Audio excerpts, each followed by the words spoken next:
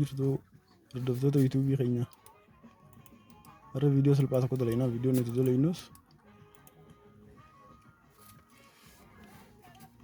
akkamitti akka FB'n keenya yoo referendummaan nama 5,000 guute 5,000 bira ittiin guddifachuu dandeenyu 5,000 yoo dabarsuu dandeenyu peejii create goone jechuudha.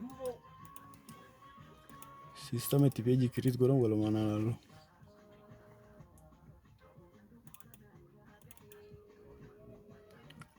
Step dura browser ni banna. Browser erga banne booda Facebook keenya ni seenna jechuudha.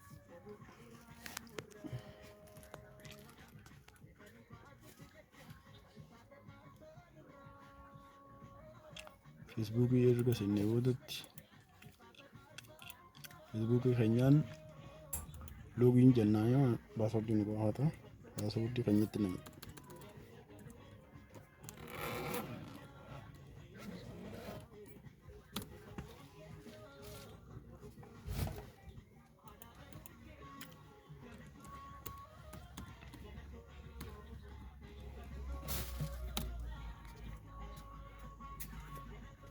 kana terus seenne boodatti Facebook keenya referendummaan Facebook fayyaa nama 5,000 guutee jira jechuudha.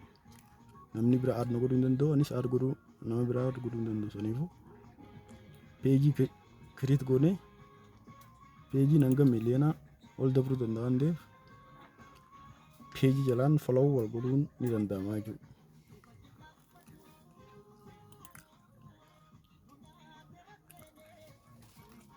Saniifuu kun ammoo peejii fayyaa Facebook fayyaa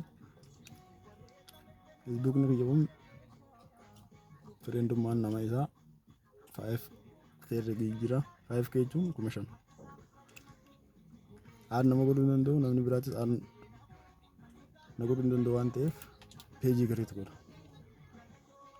Akka itti peejii create goonuuf page ajajatu dhufnee click goona.